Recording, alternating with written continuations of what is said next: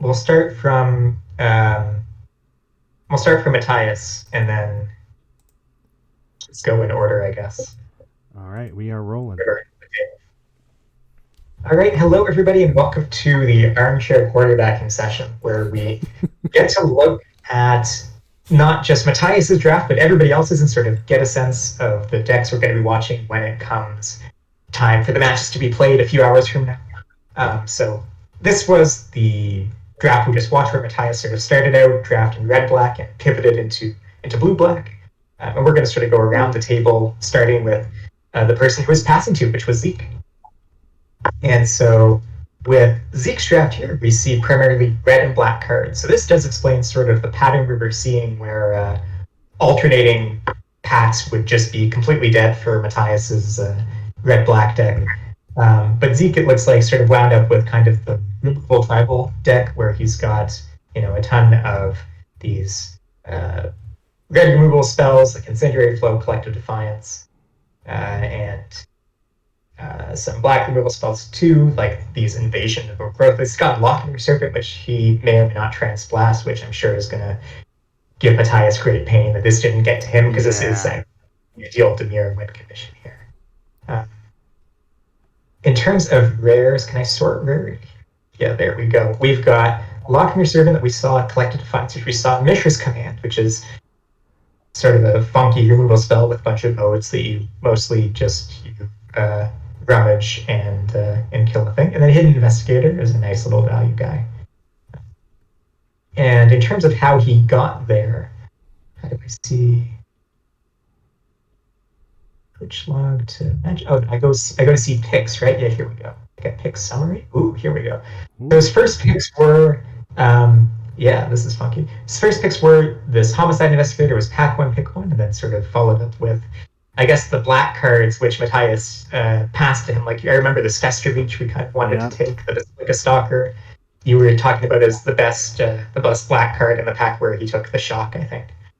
And then it looks like it was the next pack that kind of put him into red as a secondary color. And even then, there's not a lot of red being taken here. It looks like there was a black-white phase in the middle. Yeah, a lot of white, which that's kind of fun. But it looks like that was a sort of temporary thing, and by the time we got to Shadows of Innistrad, it looks like he went back into the red-black path. So Zeke maybe tried to pivot a bit and wound up in red-black. That's right when Matthias stopped taking red cards. It was pack 5. Okay, so that makes sense, as they would have started flowing through to Zeke from that direction. And I think the Incendiary Flow was the one that he opened and then passed. Yeah, okay. Mm-hmm. That makes sense. Magnetic, that's a surprising pick. Maybe you boarded in if you know you're the beatdown. I don't know. I've been that happy to take this pack 3. In terms of anything that's like a late pick that you think is like really good value here. I wonder if he's going to splash the Lochmere Serpent, or if he just hated it. Well, that was his first pick. He's got a couple. Let me see the deck again. It's hard to not want to, because it is so good. Yeah. He's got a couple pieces of fixing, but really not much. Yeah, not too much. I feel like if you don't play it, you're lacking the bomb. Like we're talking about the bombs again. Like he's lacking. I'm not seeing a super strong rare besides that one. So maybe it's like you feel like you have to play it. I'm not sure. Sure. All right, let's move along to the first of our 3 Boros drafters, which is a sentence I did not think of.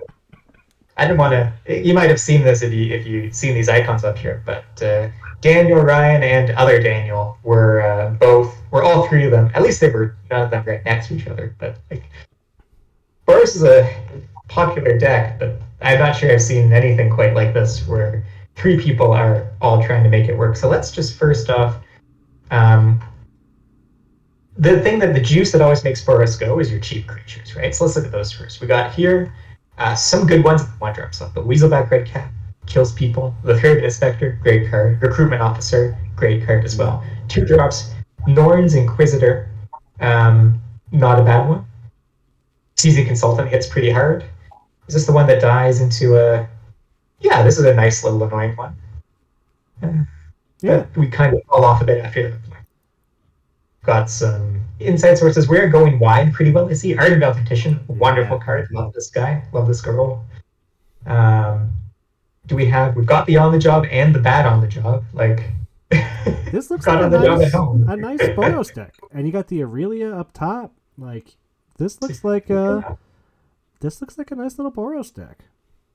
Reaper of Flight Moonsilver. I gotta read this one. Delirium. You can sack another creature, give it +2/+1. Yeah, that was a weird Huh. one. That's That's not good. and he got the boar I was talking about. The board like Clan Basher, I guess, that made it through Zeke all the way to So him. yeah, look And at let's 3 red drafters in a row right there. look at the pick summary. How do you wind up here? Well, he first picked the Aurelia. Okay, Yeah. well that's an easy answer to that question. And then did he flirt with anything else here? Like at most the Detective Satchel, and then just kept picking red and white cards and said that pivoting was for other people. I love the first pick 3 of an Inspector in Shadows. Oh yeah. So yeah, I mean that makes sense to me. We can even see if we jump to pack 5 here, we can see what he picked it Oh over. my gosh. We got the technology here. It looks like the rare is Distended Mind Bender. That's a fun one, but yeah, not in Yeah, your I would also first pick the Raven Inspector here. Yeah, nice. I guess this is the one. This is the one I think or Matthias wound up with the corpse troll. Yeah, looks right. Is there anything to say about this Boros deck beyond what we've said? I don't think so. I mean, it looks good. Like from what I see, it looks. I'm a little surprised to see. Yeah, I guess we have to make some cuts. Like you got Fling in there. So I don't know if Fling makes a Boros deck, but Silver Flame Trolls like. Yeah, this is with 15 cuts to make or something. It's got a bunch of mass pump, which you want in a deck like this. It's got a lot of creatures that look good. It's got a nice curve. Like it looks good. Yeah, this deck might go wide better than some of the others we're going to see because it's got these 3 payoffs here. Yeah, those 3. And Arden Veil Tactician again, just so good. Helps push damage. Clockwork Servant. That's a nice little draw card. Casting. There's just a lot. There's a lot here I like. Right, let's move on to Mr. Zach Carr, the other Demir drafter of the table. It looks like. What am I looking at? There's a lot. There's a lot. Vorniclex, Grim. That card's a monster. Got the Mindbender. Sheesh, these are some mom picks. Yeah, there's some power in here. Can you imagine Covetous urging your opponent's Breach the Multiverse? It's so brutal for Matthias that this Covetous Urge that it wound up being a second exactly blue-black drafter because otherwise you get that floats around to you. Yeah, right? no problem. And Zach got the Satoru, the ninja that I liked a lot. He got all the good blue that Matthias didn't take early when he was kind of waffling. You got that thing in the ice too. The thing in the ice. Oh my gosh, the Moon Circuit Hacker and the Modern Age. Like, I like this.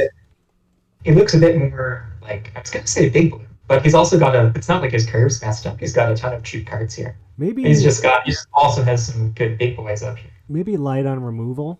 I see a Murder and a Reeve Soul. Sweet looking at here. Which, maybe a little light there. Doom Foretold's kind You're of right. But he does appear to be light. Yeah, not a ton of interaction. But it looks great. It has power. So, I mean, if your field... So, for both of these guys playing Demir, half the field is going to be Boros decks. So, out of our 2 blue-black players, whose deck do you think lines up better against the Boros aggro? I am going to go with the thing in the ice player, I think. That's a nice melee body. You can bounce everything. I guess I need to see how these decks get built because there's still a lot of muck in there. But I think I like the 2 drops from Zach a little more than the 2 drops from Matthias. Yeah, some of these are really premium. Like, I mean, Silver Master maybe not, but just Reeve Soul, great card. Case, Modern Age, great card. Evangelist Synthesis, 2-mana 2/3. That shuts down like a good chunk of Boris's game plan. Slam that. Aether Blade Agent, blocks well, and then if the tide turns, you can attack and draw cards with it. The Opter Mechanic looks fantastic is a fantastic card. Died just even without triggering it, and there's a couple ways this deck has to trigger it. I'm a fan of what I'm seeing here. And he got the Okiba Reckoner early. Like, this looks fun. Would you actually try and play the Vortex though, or is that?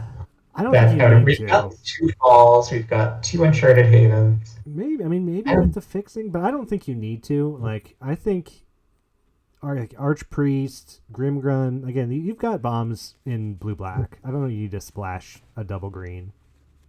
yeah, none of these Oh, but and none of maybe these are fetchable by Title Terror because maybe they're not big you movement. you ninjutsu out Vornaclex with your Ninja Lord, and you don't even need green mana. Oh man, now you're thinking with portals. Yeah, you'll never flip it, Um, and it's terrible because you can't grab forest. But yeah, I don't think you want to splash that. You need forest to grab. Like you lose a lot of value. It's still good, but let's look at the pick order and see how. So we also started with Cage's Gash Skeleton. Very funny. wow. And Also a then, foil one too. oh yeah, I didn't even notice that little visual effect. Interesting. Um, we've got some lands he took. Forensic researcher. He's staying open until we get to the bro pack, and then it looks like this pack is just very, very committed. And you see him getting paid off a bit. I mean, Meister animation, I guess, is maybe not actually a payoff outside of bro. Is that in his deck? No, it's in his sideboard. Okay, because there is the wombo combo Mightstone animation levitating the statue from that format. You get a 5/5 flyer that draws a card. Oh my gosh. It looks like he did look into green He a got little that. bit. Oh, I think by the time he got green. the Satoru, that time didn't take. Yeah, that's a And single. he was blocked before that. And then Vorinclex, I guess, looks like just a hate draft here. Yeah, it was Vorinclex over. If you want to take a blue black card, I know what you take. Like Vorinclex over Skating Tutor, which honestly, yeah, I get it. Yeah, I agree. Oh, shit. Oh Uh yeah. oh. Sorry. Technical difficulties. All right, so Okay. that was Zach. Looks fun. Yeah. I'm a bit worried for our Dimir players against the Boros field, but we'll see how it goes. Let's check our Grotten's deck here. Boros drafter number 2 out of 3. It's a lot of good 2-drops. A lot of, and they look a bit less useful. Sure, okay. I mean, he's got the numbers, right? Like, Yeah. this is what you need if you're playing Boros. It's a critical number of 2-drops, some of which are evasive, tough to block or make 2 bodies or whatever. And he doesn't have the premium 1-drops that Daniel had. He's got an Art of Tactician and really some similar Ooh, stuff. Wojek. That's nice. Wojek Investigator. He doesn't have any of the go wide payoffs. No. But the exception, I guess, do you call Invasion of Kylam a go wide payoff? I don't think you do, really. No, I wouldn't.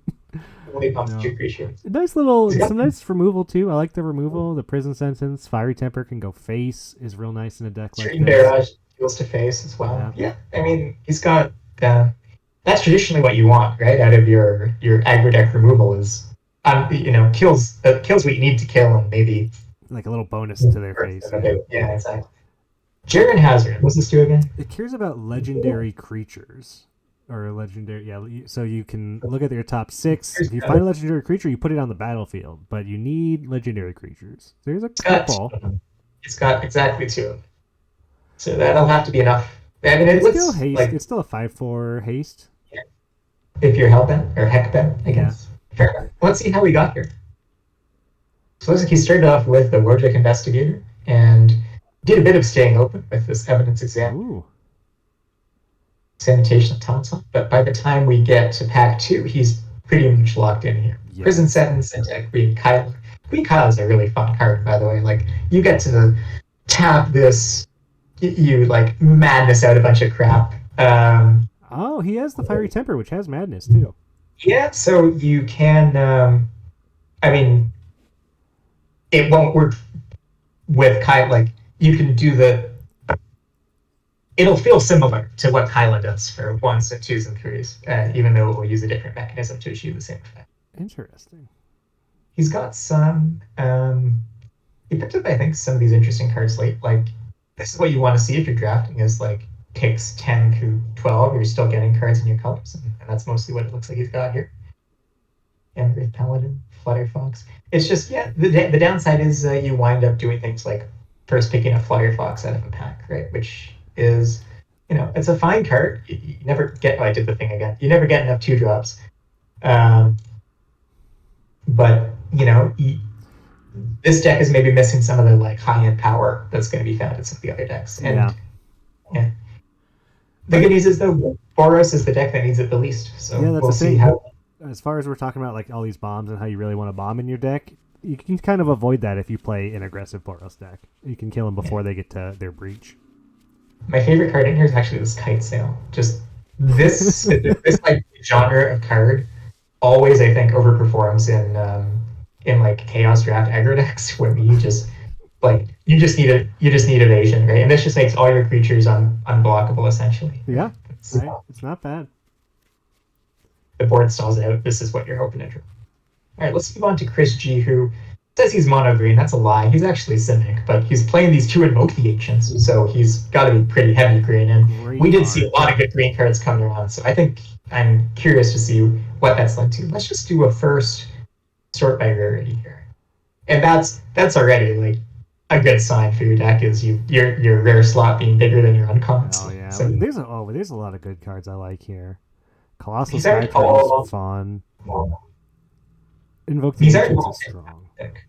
These aren't all fantastic. Like Print Behemoth is pretty Sure. Traverse, you know, but some Invoke the Agents is just so tough to. I mean, you're lucky if you get 2 for 1 if your opponent plays it. And you've got 2 clean answers. You count yourself lucky. Normally, you know, just dominates the board.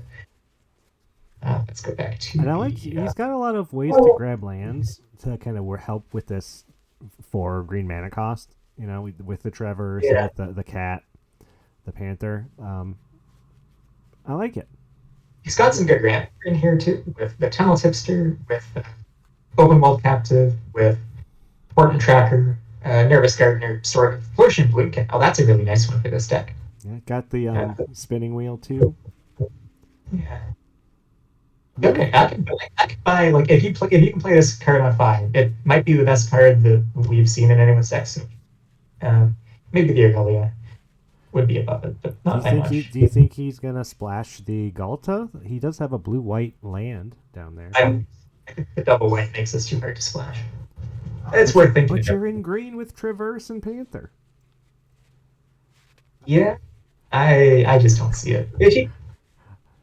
I mean, this looks more like a final build than everyone else's. Like this is 36 cards, so Yeah. he could be trying to do Two it. He's got the ton of land to kind of bribe him as well. Yeah, So- the Tiger.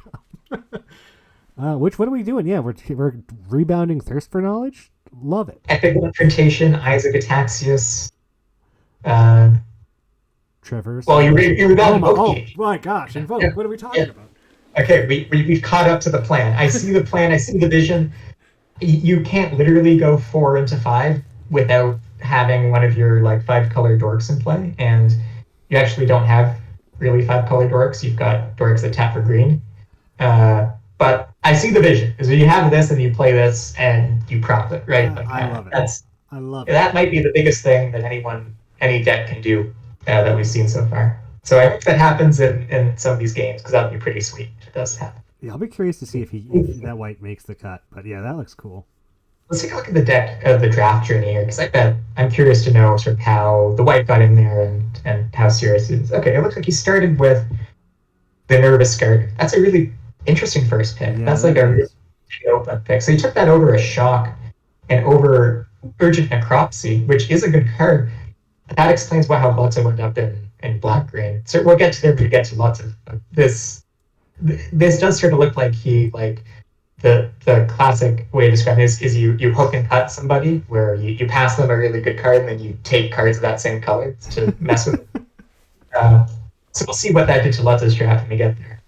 But if we go back to the pick summary, we see sort of green X, and then here he starts seeing some late blue cards. Bubble Smuggler, Janus. I mean, Agency Outfit. Okay, that would tell me that no one's really interested in blue. We get a bit of a change of pace here with some red cards being taken, a lot of artifacts, sure. And then Inventive Iteration, I guess, kind of locks him in, where he's like, okay, this, and then Sky Turtle, and then Snare Sure. And then, back. yeah, I mean, this is what you hope for. Like, this got opened by Zeke, Daniel, Zach, Ryan. They all would have seen the back-to-back invokes and been like, wow, someone's getting hooked up. fourth and fifth pick. That yeah. That's funny. He's the one that wound up with the Rankle and Torbjorn. He hated it too. It's only pack 4. I was wondering where that got to. I was like, yeah, there's. I took it over. Dina's not that great. Yeah, this pack just isn't that fantastic. So I don't blame them for just taking the thing. Oh, God.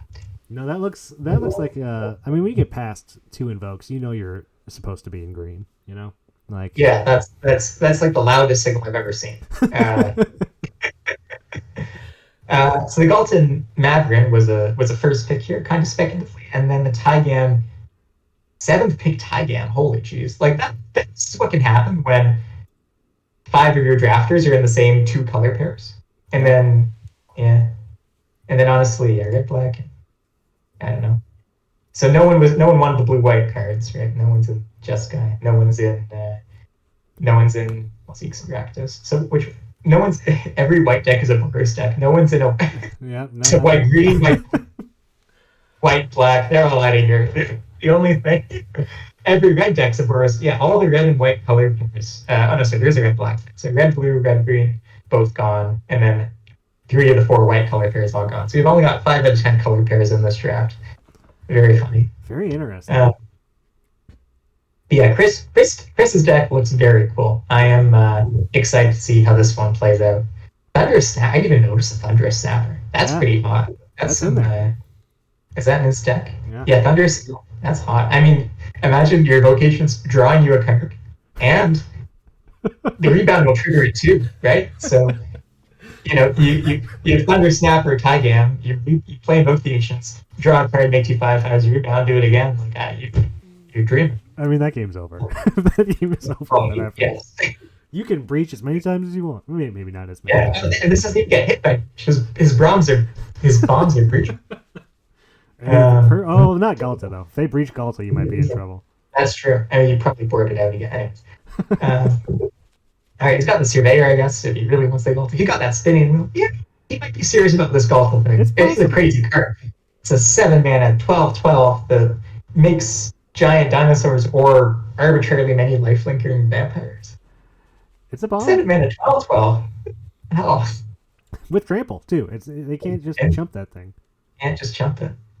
What was else in this pack? Oh, over the Grim Red. Interesting. So I mean, I don't think I would have, none of these blue or green cards are that great. So I get the pick, and he's trying to make it work, so we'll see how it goes. That'll be cool. Let's go to Lotta up next. Ooh, I see that first pick. That's a good one. Oh, this looks...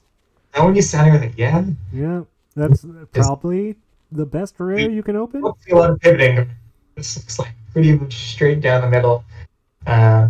Green black. So now I'm curious, which is how did that Loop Shrieker get by her? Was there 2 in the pack, maybe? Let's see. Yeah, pack 3 picks.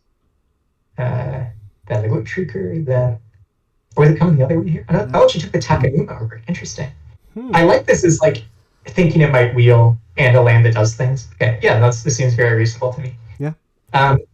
Sorry, we're kind of skipping ahead here. Let's look and see what the deck's got to offer. So we've got Random Groundbreaker, which people like more than me. We've got Urgent Necropsy, which I misread for multiple months of this format. It is in fact very good. Yeah. Because you don't need exactly. Well, I thought you needed. I didn't realize it said up to 1 target creature. I thought it was just artifact enchantment plus 1. Oh yeah, that's not as good. and B, you don't need to collect exactly. You can just, as long as you're over X, you declare X as the total mana value of your targets, and then you can collect over X because you can always over collect. So that's where this comes from. So that's how this gets to where it does. And we've got Blissa as well as a really great card here, sort of like Azoni, with slightly different execution because it's one body that spits out more tokens. And let's take a look at the curve here. What's her interaction? What's her early game look like? We've got a Reeve Soul. We've got 2 Masters Redukes. We've got a decent number of creatures. I think the Blanchwood Prowler is going to fit her deck really. I see the 2 Tanya Safekeepings are pretty I like as this. well. I love a Falmire Knight. That's a really good card. Oh yeah, love come up the board early, cantrip late. Nothing wrong with that. Um, Sandstorm and Moloch is fun. Clear shot, tandem takedown. Okay, we've got a decent amount of this Oh, fight spell stuff. Soul transfer is really good So too. the one concern you always have with that, right, is are her creatures big enough to make these work? And we see a bunch of twos, a couple threes, and then you get up to, once you've got these guys in play, you're probably winning anyways. So I can buy. I think in a normal draft, you'd be a bit worried about like someone plays like a 4/4 big roll deck, whatever. You can't kill it with Master's Tribute with this deck, but there is no big roll deck. You've only got Tamir Control and Boros Egger playing like small red and white guys. So the big idiots that you'd be worried about trying to kill with these fight spells just aren't anywhere to be found except maybe at Chris's deck. Um, it once sorry. No, just say I think this deck looks great. This deck looks really good too. This deck looks it's definitely got like this is a funny thing to say about a deck with Glissa and Azoni. It's got a lower ceiling than the previous deck we looked at, but I think it'll still pretty comfortably go over the top of all the other decks, with the possible exception of really getting a nuts breach hit or like Grand Archpriest. But it'll certainly I think it'll be a really good matchup versus the Boros decks. Just Yeah, um, I think it's gonna hang with the Boros. I think it's got really strong top end. I love the removal. I think the fight spells will be even better against the Boros decks because they don't have a lot of like cheap removal to punish you for using fight spells. and definitely it's got outs to have some good aggressive draws too if it's up against the Demir decks. Like these like draws with like Sir Farron and a lifelinker or like a flyer, or I don't know, you like go like 1/2, you go like 2/3/3, and then you hold up Tango Safekeeping and they can't kill it. Yeah, Like this can get doesn't kill all that quickly, but it's got creatures that will eventually put on non-negligible pressure and really good ways to protect them. And then it's got this really good yeah. top end I bombs. like it. I think it's kind of alone in the mid-range work, but I think that could position it well. Yeah. Let's move on to Daniel G, Mr. Hobbit. Oh, look at that Looks curve. Ooh.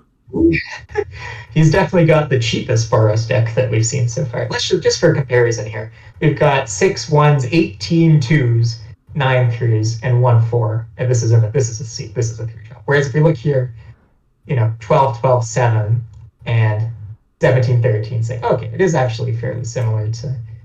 The difference here is that he's actually gone to 0 on the 4s and 5s. I wonder if he's going to try to run like cut down to like 22 lands or something crazy. Yeah. He's got 36 in there, like he's running 24 lands. But with this curve, I don't know. I don't know if you want 24. If you want to board on something bigger, I'd say Joust this in could the be a sideboard. branch burner deck. I don't know. We'll see what he fun build wants to be. Yes, I think stuff's gonna move around maybe a little bit. I mean, it does look like. I mean, that's a scary curve. I hate playing against aggro decks. That's a scary curve. The worry I have with it is, some of this is a bit illusionary. Like you can't cast these recommissions on 2. You probably aren't casting Aerial Boost on 2. And some of the creature quality here is kind of unexciting. Like, is there a rare in the deck? Can we sort by rarity? Okay, we've got Acclaimed Contender and Garden of Europe. Now, Acclaimed Contender is probably one of the cards I've accidentally cheated with the most in paper, because if you look at it, your eyes kind of glaze over and you just see, look at the top 5 look at the top 5 revealed Knight or Equipment or Legendary Artifact. But there's an intervening if, which says this only happens if you control another Knight. Mm-hmm. Again, it took me until the format was over to learn that, so I apologize to my opponents then. But just doing a Knight camp here, it looks like we've got the Rimrock Knight and the Weaselback Redcap and the Kithkin Billy Riders. Sure. We've got, I would say, 4 or 5. Yeah, there's another one. We've got like 5 Knights. So this, I think, is going to be Centaur Courser, I'd say like 2/3 of the time, which is unfortunate for your rare, but could you imagine flickering that Acclaimed Contender with your Guardian of Girapur to draw another Knight? This is going to be a really fun. I've got no idea how this is going to play out, because these decks are like some of the most polarized Megadraft decks that I think we've ever seen. let's see how we got here. This journey is a bit more interesting. Whoa, he moved off of the Kaya. Okay, so we opened the Kaya Planeswalker. Um, Followed up with the staying open. I respect a lot. The repulsive mutation over the murder. And the That's shock. yeah. That's definitely drafting. Wow, I wonder what pushes him to red white. Because I know Daniel loves to play control decks. So he was getting. It looks like. Is he getting passed to by?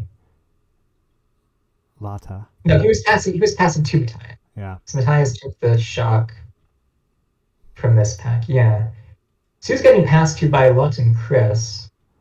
So his Forest Buddy Ryan's a bit farther away here. Did Ryan not start? Ryan started staying open a bit. But looks like he just saw these good red creatures and went, yeah, sign me up for, innocent bystander, red herring, Karlov watchdog chases on. But are those cards that make you think that like you need to be Boros, like Karlov watchdog and red herring? So Dogwalker, I think, is the pick here pretty clearly. Yeah. Well, Clank Pressure. I think the only other thing I'd look at would be the watchdog here. Maybe the crocodile. Okay, I like Consultant in a Boros deck. So good. Like, I think these are perfectly reasonable picks. I mean, I might have even taken the Offender or Hero of the Watchdog, but like, I can't say I'm in love with any of the non-Boros cards that he's passing. Yeah, that's fair. He's pretty meaty. Sure. Okay, we're past the cards that don't matter. Yeah. The Brothers War pack, I think, is going to be a bit more interesting to look at. So here he's on Urza's Silex, which isn't in his main deck right now, because it's sort of a clunky Wrath. You don't really want that effect if you're such a low-to-grind aggro deck. Yeah, board wipes are pretty awkward in an aggro deck. Okay. This one, I remember we saw this pack one pick later, when it got to Matthias, I believe. Yeah. Yes? Is that right? No, this was from Matthias, wasn't it? As if Daniel was passing to Matthias in pack one. Yeah. Because if we got to this pack, we went, man, this pack's not very good. Yeah. So, like, if you're trying to, like, what would be your reason to move out of? You're in red, I think, more than you were in white, right? So what's your reason to move on to? So that might be what this is just saying, I know I'm going to be red. I don't know what my second color is. Let's just take the best red card for a while. And here, if you know you're red, you want the 2-drop. So I get the Rock Hunter. Exudation Explosion, I think, is the best card in this pack. Yep. Here, there's no red card. So here's a choice, right? Like, you could, but it's not super convincing one, right? Like, if you're not taking Lauren's Escape, right? Are you taking Temporal Anchor? Like, that's a bit. Yeah, that's a ways away from your 2-drop tribal you were just drafting with your red cards. Oh, it's funny because he ends up wheeling the anchor and still taking it. Yeah. What comes next? Mishra's Foundry. Okay, yeah. I make sure. And now he's kind of grimacing, I think, because this is a couple packs in a row with nothing really in red, and then we see, you're bailed out finding another Rock Hunter. Well, there's really much in other colors here that I'm crazy about either, right? Like, yeah. Well, this is what I'm getting at.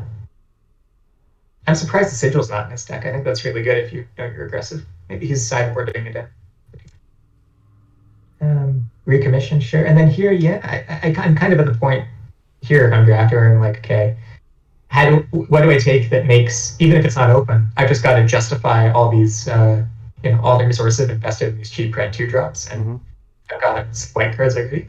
I may as well just keep going down that path. I kind of understand, I think, where this is coming from. There's the anchor. All right. So that pack was one of the last ones that was passed to him while Matthias was still in red, right? So that would have been, I think, he'd be feeling pretty down on. Yeah, that's right. He's grabbing all the white cards because Matthias is taking all the red ones. Interestingly, here we do get a couple black cards out of the Neo packs, but he's being passed to by Lupka, who's taking all the black cards. So he's seeing like Kami's Flare and then Mukutai Ambusher. Like, if this is him trying to pivot, and it's just not happening because Lupka's snapping up all the cards that help him pivot. So you're just saying, okay, these are red cards, and that's what I know I'm doing. So I'm going to take them and just see if I can get there. When you were young, it's kind of funny. Those double creature combat tricks. I always want them to be good, and they never quite are. Yeah. Sometimes they work out, but yeah, for the most part, it's never never as good as they sound. So if you were to power rank the Boros decks, the three of them, we've got Daniels, which has got probably the most two drops. We've got other Daniels, which has the most team pump, and then we've got Ryan's, which probably has I don't know the best rares. I would say like these other ones seem to have no rares. So. I'm gonna And maybe go. I'm gonna go with the team pump. Team pump on a go wide deck. It does so much. I mean, it's got a bit of a higher curve than the others, right? Like, although the ones kind of do compensate. These are some really nice ones. Yeah, it's got some good ones. I mean, Daniel's deck might just be a little faster, which like it doesn't really matter if you go wide if you can go fast. But I don't know. I don't know how that's gonna play. It also depends on who they match up against, right? Because so we do know the matchups. The matchups are going to be fun. So none of the board. There's going to be no mirror matchups. We're going to have Daniel versus Zach in Demir versus Boros. We're going to have Matthias versus Ryan, Demir versus Boros. Oh no. We're going to have Daniel versus Lutton in Boros versus Bulgari, and then Zeke's black red deck is going to go up against Chris G's Simic deck. Well, let me ask you this: which deck you got to pick one to go all the way, just based off the deck, not talking about the player. I think we're looking at it. Yeah, you think that you like this one? In my head, this is where the most rather be is right here. I think you've got, I'm a bit nervous about the Boros decks, but I think you've got enough early game to get to count to 5, and then once you count to 5, you're in a good spot usually. We'll see though. I think Lata's looks really good to me, although I think Zach's looks the most fun to play. Zach's looks like it would be I would enjoy playing this deck. This is the kind of deck I would want to play. Just because I love Covetous Urge. I love that Ninja Lord. Like, just turning all your cards into ninjas is pretty cool. I think this is the deck where it have the most worries about my Boros matchup. Just a lot of these, there's a lot of expensive. I mean, we'll see what the build is, right? Like, this is still early days. Like, sure. A lot of expensive stuff. And then the thing in the ice helps potentially, but we said this was the one where we said there wasn't much removal, right? There's the two pieces of interaction. Yeah, I think Alata's I think she's just prepped for aggro. Yeah, that's a good as a meta pick. It's gonna work out. We're gonna see how she does against Daniels. I think maybe out of all of them, Daniel's deck here is probably the best setup against Lotta's heavy removal out of the three Boros decks, just because it's got a lot of cards that make 2 bodies or that cantrip, like 3 of them. But we'll have to see. Yeah, I think I'm out of useful things to say about all these. Is there anything that's left on just on your mind looking at the decks? What do you think is the strongest card opened? I think they're all the black cards. Breach, Glissa, Izoni. I think I'd say Izoni. Craven Inspector gotta be up there. You know what? I picked that set because that's what's just and then there was the Thraven Inspector copycat in this set. I'm glad someone opened a Thraven Inspector. That's the only one I see. So I'm glad someone. Lochmere Serpent. Yeah, outside of you're right. We're probably overweight MKM because we've all been playing it recently. But Lochmere Serpent is a house. Yeah. Where was it? The Glitza is a house. Glissa's annoying. Super annoying. Yeah. Just pure power level, like in the right deck. In a deck that could cast it without needing to double splash. Gauntlet and Marvin is an absurd card.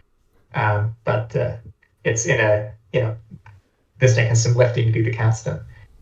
And then what was the someone had some really good reasons to be aggressive that they opened early. What am I thinking? Is it the dog walker? I mean, on the job. It might be on the job. On the jobs. a dumb card. It does too much.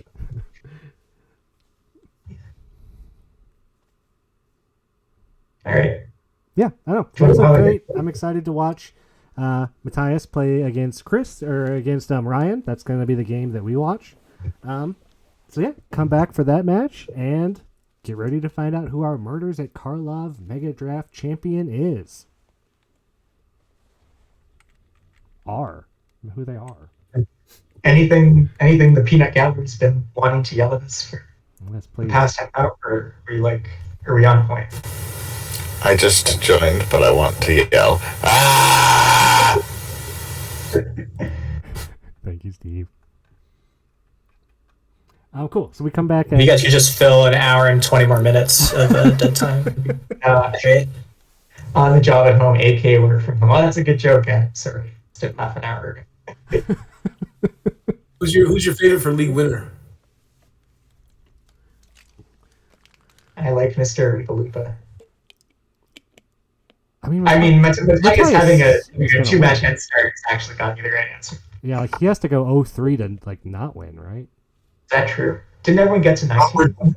We're talking about it now. We think that if he only goes 1-2, then he'll still lose to a 3-0 from 19, right? Because is everybody 19, so anybody can win, or is it just Lata people? One of the Daniels is on 18, I think, because they tie break down.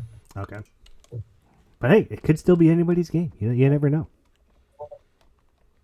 But not saying Matthias. I like Lata's deck. But 3 more decks is great. I can't wait till they all find out.